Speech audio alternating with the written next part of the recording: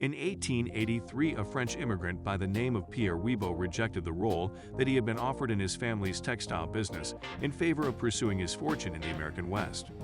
He eventually settled in a small eastern Montana town on the North Dakota border that was at that point known as Minusville, intended to be a combination of the names Minnie and Gus, the couple who ran the local post office.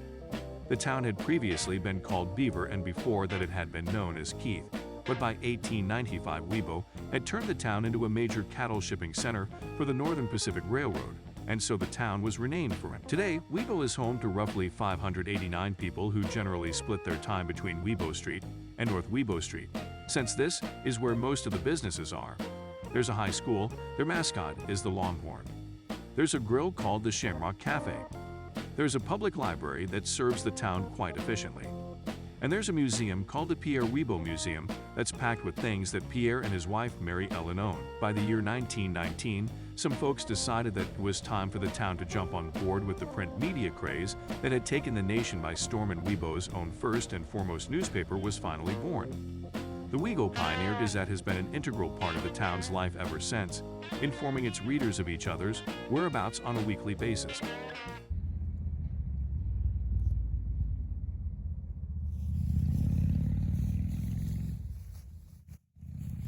I'm Avis Davis. I'm from Wibaux, Montana. I'm Don Davis from Beach, North Dakota, 11 miles from Wibaux, Montana. We each have our own newspaper for these tiny towns. It helps us keep track of kids we went to high school with, some of whom are now in the nursing home in Wibaux, Montana. People that we grew up with, their families are close by, and all of the news from that nursing home is published in this little paper. Obituaries, family extensions, especially the kids playing basketball and the sports events, are all children of these families. It was a great place to grow up because you could just be in every activity in high school. You didn't have to be the star of the basketball team. You were in the pep band, you were in the regular band, you were in newspapers, annuals at high school. It was a great place to grow up. And they did a lot of rodeos in the area with little children wrestling the lambs. It was a fun place. This week, the Lady Longhorns ended their season with amazing fans. This photo shows the Longhorn cheering section doing a wave during halftime at the boys' game on Thursday, March 3rd, with the help of Abby Banger and Austin Schneider. This photo was taken by Carmen Hahn. This photo shows Lady Longhorn fans catching up on quote-unquote homework during halftime at the divisional game on Friday, March 4th.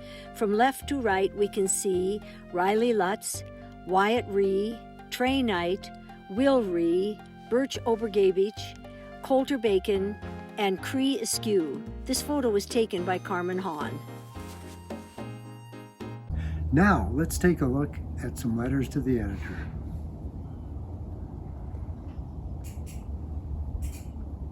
Thanks for stepping up to take over the paper. Wibaux was blessed to have such a supportive community all these years.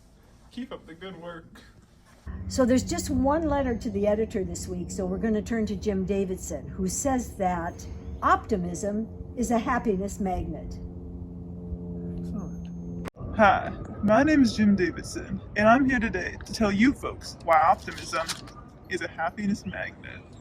Now, looking at today's topic, optimism is a happiness magnet, I knew generally what the word optimism meant. However, I wanted to get it from an official source. So, I went to my dictionary and I looked it up. I was so pleased when I did this because there were 3 meanings listed, and they made me glad I'm an eternal optimist. Here's what the dictionary said. 1. A disposition to look on the bright side of things. 2. The doctrine that everything is ordered for the best. 3. The doctrine that the universe is constantly tending towards a better state. Well, that made me happy because I'm most definitely in favor of each of these things. In reality, we know that much of our society today is not prone to look on the bright side of things. We have a myriad of problems in America today, and crime statistics make us want to run for cover. A high percentage of the American people are not optimistic, but rather they are very negative. In today's times, this is a normal way to think and act. We must remember that achieving success is not normal, but rather it is rare we see a truly successful person who is always optimistic and always looks on the bright side of things. This is something most people desire, but no one took the time to help them understand what it takes to become truly successful. Now, back to my title, optimism is a happiness magnet. If the universal goal is true happiness, as most everyone wants to be happy, the best way to achieve this is to hold an optimistic attitude. The word magnet is quite important in the process.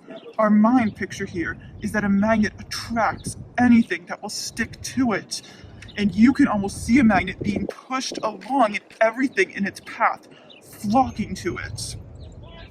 Don't be like the man who did not kiss his wife for 30 years and then shot the man who did. So long, and please keep smiling. He has some great thoughts. But now let's hear from Lou Jones, chairman of the House Appropriations Committee, who says that now is the time for education. Now is the time to engage and ensure our youth are competitive in the workforce and are well prepared to be the informed citizen backstop of this great representative democracy.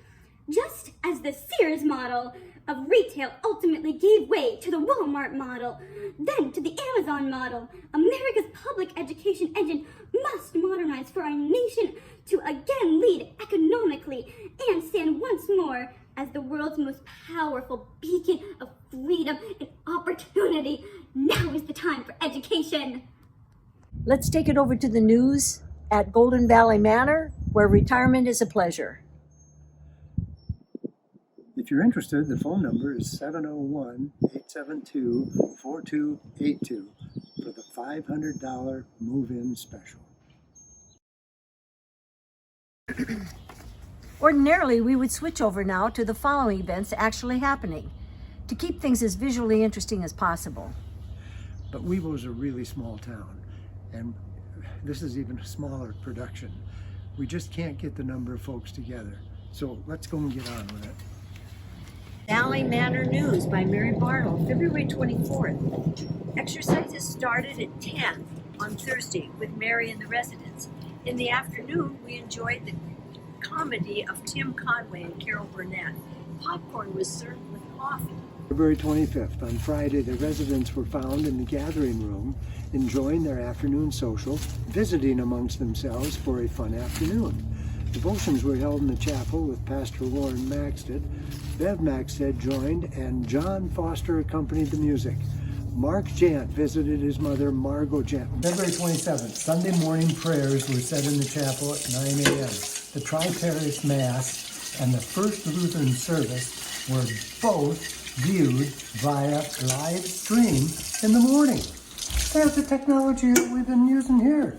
Naomi was the Monday morning walk leader.